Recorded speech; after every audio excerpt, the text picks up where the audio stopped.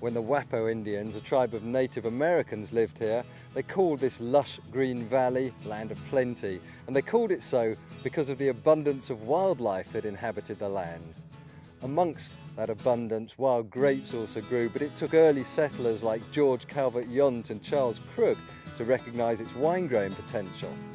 Nowadays, the valley is one of the premier wine-growing regions in the world, and one word alone is enough to describe it: Napa. Its 38-mile-long valley stretches from Calistoga at the northern end down to Napa itself, encompassing the towns of Yountville, Oakville, Rutherford and St Helena, a vibrant and stylish place right in the middle of the valley.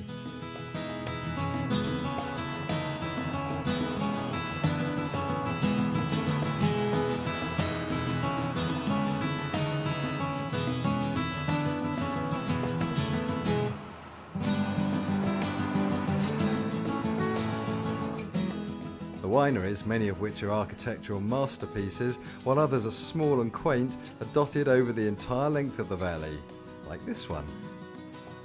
When Jean Laurent, a 15-year-old immigrant from Bordeaux in France, came to California in the middle of the 19th century to make his fortune in gold, he failed miserably. But when he turned his hand to winemaking, he succeeded outstandingly and founded Laurent Vineyards in 1874. Bruce Markham, the outdoor advertising magnate, came along in 1978, founding Markham Vineyards to become known as one of the great Merlot wineries in the valley. The historic stone cellar, built in 1879, has housed wine since the day it was built and is understandably one of winemaker Chris Nicholls' favourite places. We're standing inside our stone cellar where we house 1,600 to 2,000 barrels any given vintage. And here I have a barrel of our Merlot, our flagship wine.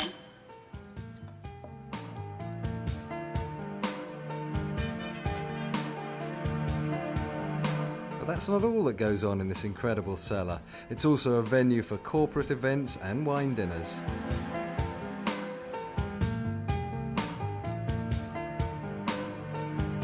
You know, since the very beginning, this facility has never stopped operating, making Markham Vineyards the fourth oldest continuously operating winery in Napa County. Somewhere, Jean Laurent is smiling.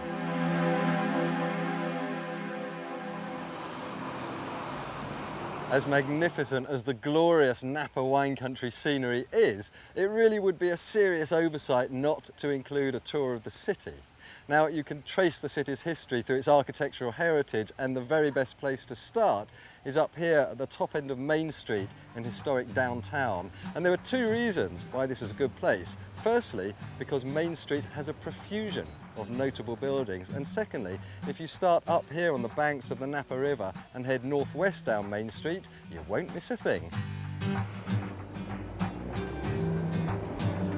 Pretty much the first building you'll see is the Hat Building, dating back to 1884, and now a hotel, market and retail complex full of colour and atmosphere. Ah, now, that's the Opera House, 1879, beautifully restored by local preservationists. Now this symmetrical facade, tall rectangular pedimented windows and brackets under the eaves, that's indicative of the Italianate style. Nice. Down here on the corner of Main and First Street are two great buildings, both designed in 1888 by Napa's foremost architect, Luther Turton. The first one's the Winship Building. It was known as the tallest building on Main Street. Frankly, I'd say it still is. Now, next door, the Semeral Building was commissioned by Italian grocer Bartolomeo Semeral. It's the finest brick structure in Napa. On the ground floor of the Semeral Building, the Bounty Hunter has 400 wines by the bottle and 40 by the glass, whilst Downtown Joe's is another really popular venue and brews 210 gallons of beer several times a week. Right down at the far end is the Vintners Collective in the Pfeiffer Building, the oldest stone building in Napa, where wine lovers can taste the wines of 18 of the best winemakers in the valley. And there's so much more, you better come and see it for yourself. For those of you too young to know about the Belle Epoque period, here's a little history lesson. The years between 1890 and 1914, which preceded the First World War, are today known as the Belle Epoque period. This was a period where pleasure reigned and joie de vivre, the joy of life, characterized daily life. And why am I telling you this? Because this is the Belle Epoque B&B and Buckley House Suites, a luxury B&B in a fab location near everything you've come to see. This pair of stunning Victorian Queen Anne properties built in 1893 are fairly brimming with Belle Epoque joie de vivre, exquisite in every way. Breakfast is a lavish, award-winning affair, served in the formal dining room under soft, warm light reflected in a sea of crystal-cut glass and featuring the odd homemade speciality. Or you may just want to relax in the fresh valley air. Here's a perfect spot. But whatever your day comprises of, you won't want to miss the complimentary wine reception held between 6 and 7 every evening. All guests are invited to taste the host's personal vintage wines, served with hors d'oeuvres in the inn's intimate wine cellar. La Belle Epoque is the only B&B in the Napa Valley with its very own wine tasting room, and it's rated the #1 in the nation for B&B wine tasting. And finally, a place to retire to. 6 incredible guest rooms and 3 magnificent suites, all with beautiful antique and Victorian touches from a beautiful era.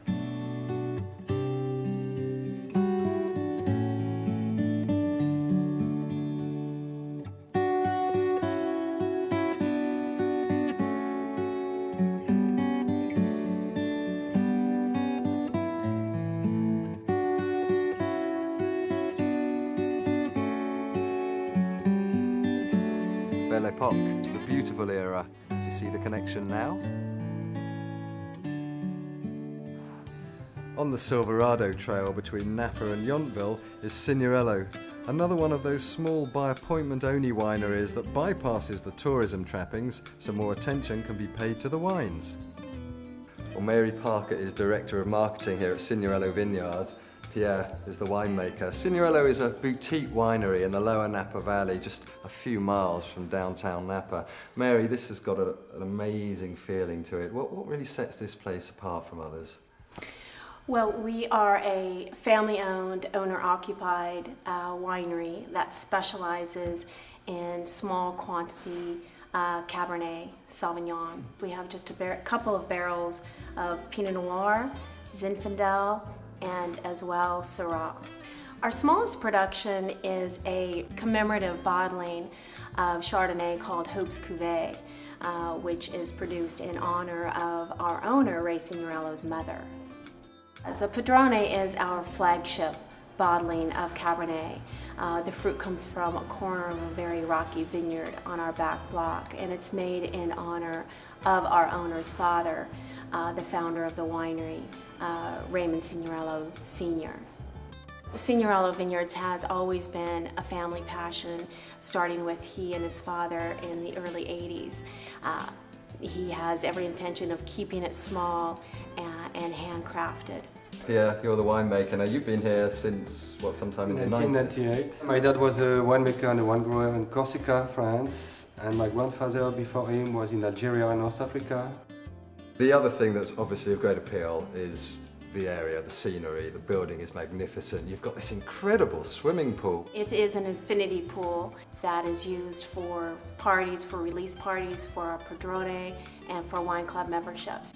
What I would love to do is take a little glass of wine, go and stand outside over the pool, look over the vineyards and say thanks very much. It's been a real pleasure to meet you. Thank you very much indeed. Thank you very much.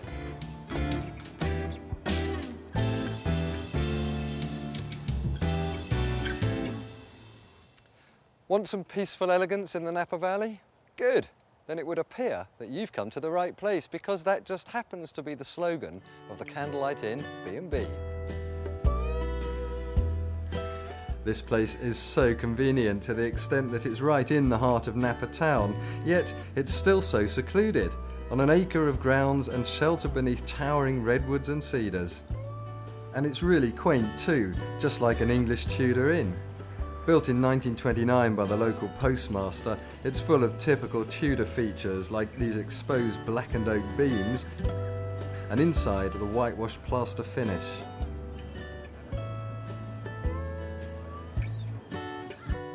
The rooms are designed with all comforts considered. Decks or balconies in most, jacuzzi tubs for two, fireplaces and some lovely special touches.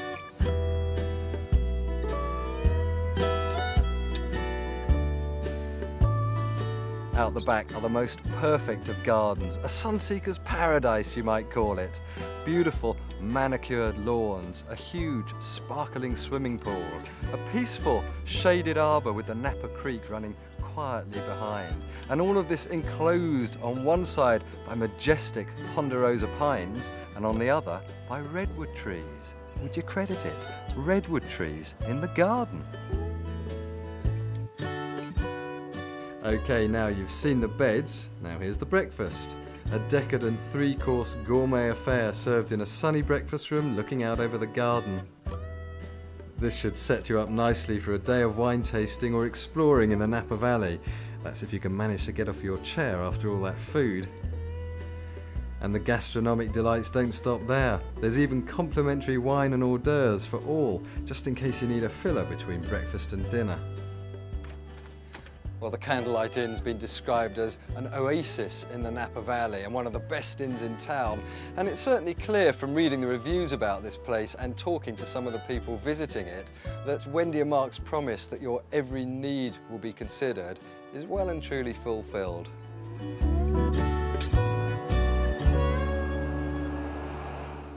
Highway 29 may well be the significant north-south artery in the Napa Valley, but turn off it and head just a short distance west up into the hills of Oakville and you might as well be 100 million miles away.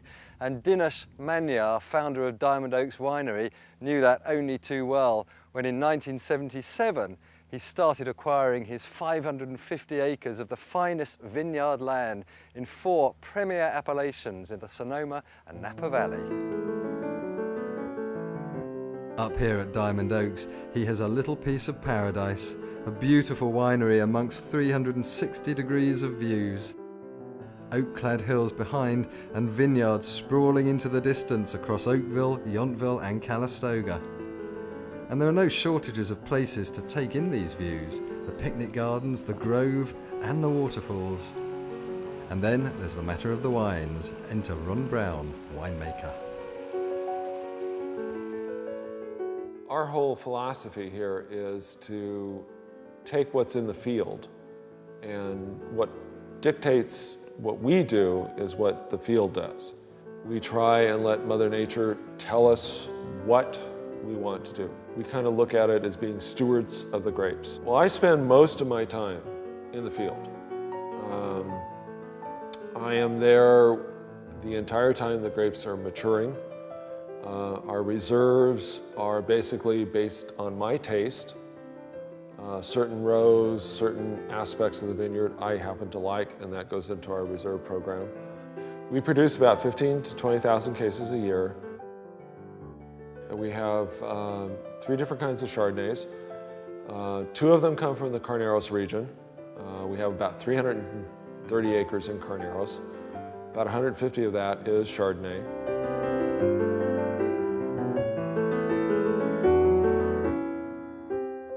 So I had this visitor up in my tasting lab, and he's looking out the window, and all of a sudden he's swirling his wine glass and he's tasting, and he gets this blank look on his face. And I'm going, "Hello, John." He goes, "Oh." He said, "What a wonderful view." And I said, "Yeah, it's hard life, but somebody has to do this." And I mean, everywhere you look around this winery, there's these marvelous views, either the northern part of Napa Valley or out this window, the southern part of Napa Valley. And that's not to mention, the fact that we have great wines, which we do.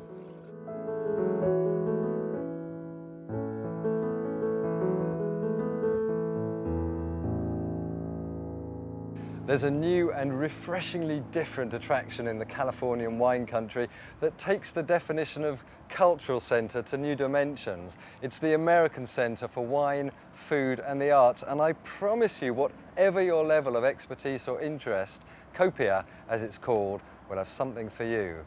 Now, Jeff Dawson is curator of gardens, and not only has he been here since the opening, but he watched this idea get off the ground. Jeff, what's it all about? Well, it's all about bringing food, wine, and art together as a cultural lifestyle.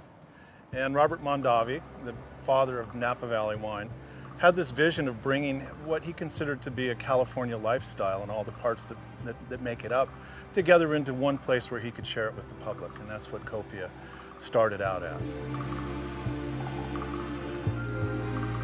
Well, basically we have 3.5 acres of garden that are all edible that I'm responsible for. That garden produces produce that is brought into 3 different locations in the facility. Julia's Kitchen, a white tablecloth restaurant, the American Market Cafe, a casual cafe, and we do cooking classes and culinary presentations, and the produce is used there also. We have wine classes, so you can do wine tasting, you can learn about wine bottles, wine closures, different regions of the world and their wines.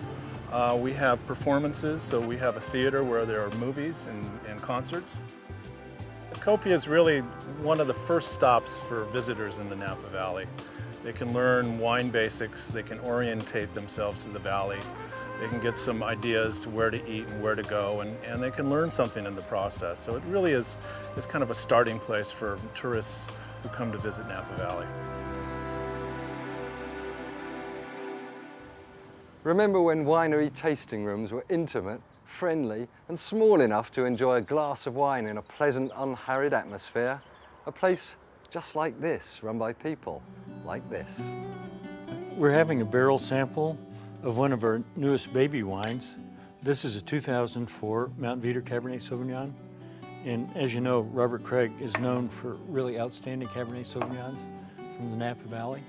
And we're especially known for Hillside Cabernet Sauvignon. Here at Robert Craig, we produce 2 mountain wines. One is Mount Veeder, which is on the western side of the valley. Very fruit-driven wine of black cherry, cedar, and cocoa. The other one is Howell Mountain Cabernet Sauvignon, which delivers really dense blackberry, spice, and mountain herbs. Well, welcome to our downtown Napa tasting room. It's the only one quite like this here, but I'm happy to have a chance to introduce you to Robert Craig wines and give you a taste in our informal setting here. Enjoy.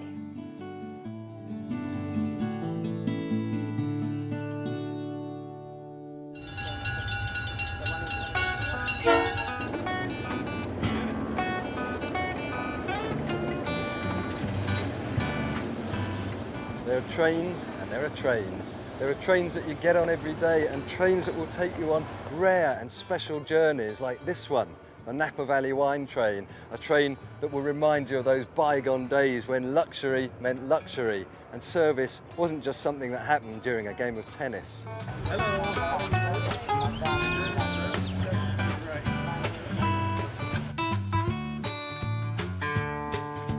A typical journey is a 3-hour, 36-mile round-trip excursion leaving from historic Napa and travelling to St Helena and back.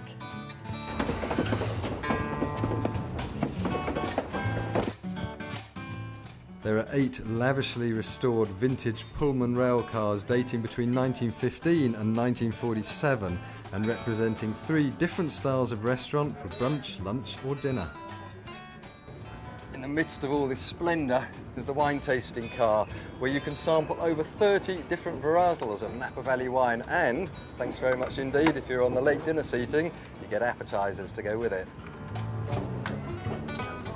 This is the newest addition to the wine train, the Silverado grill car. Great casual dining, perfect for families with kids, decorated in an American frontier theme. And look at these photos donated to the wine train owner by Robert Redford.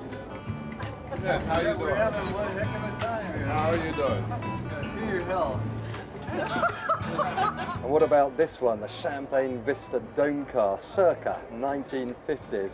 Velveteen high-back chairs for maximum comfort and minimum effort. A glass top with elevated seating to capitalise on that incredible scenery, and a welcome glass of champagne on arrival.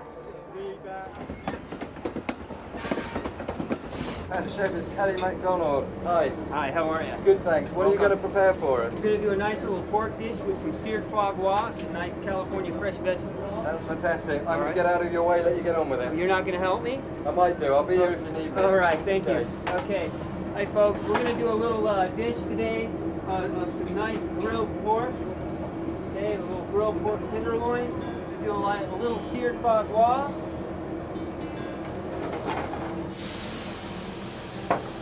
Now that our vegetables are just about done, we're going to hit it again with a little bit of white wine. I'm sorry you can't smell this, but it does smell pretty good if I can say so myself.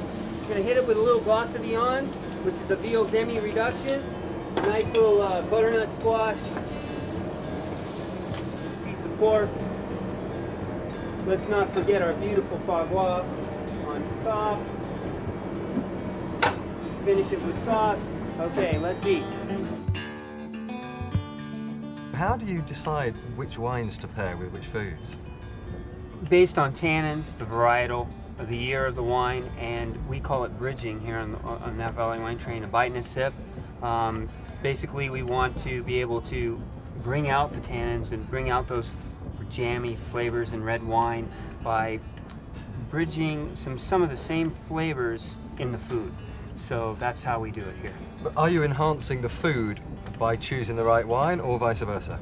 Both. It's a bite and a sip. So we're enhancing the food and we're enhancing the wine. So once you take a sip of wine, you can't wait to get your fork and try the food again.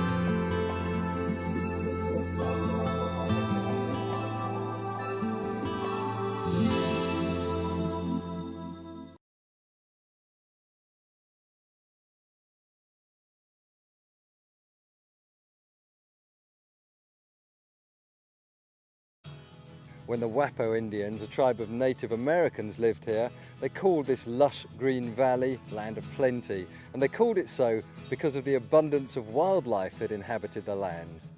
Amongst that abundance, wild grapes also grew, but it took early settlers like George Calvert-Yount and Charles Krug to recognise its wine-growing potential. Nowadays, the valley is one of the premier wine-growing regions in the world, and one word alone is enough to describe it: Napa. Bruce Markham, the outdoor advertising magnate, came along in 1978, founding Markham Vineyards to become known as one of the great Merlot wineries in the valley. The historic stone cellar, built in 1879, has housed wine since the day it was built and is understandably one of winemaker Chris Nicholls' favourite places. We're standing inside our stone cellar where we house 1,600. The wineries, many of which are architectural masterpieces, while others are small and quaint, are dotted over the entire length of the valley, like this one. When Jean Laurent, a 15-year-old immigrant from Bordeaux in France, came to California in the middle of the 19th century to make his fortune in gold, he failed miserably. But when he turned his hand to winemaking, he succeeded outstandingly and founded Laurent Vineyards in 1874.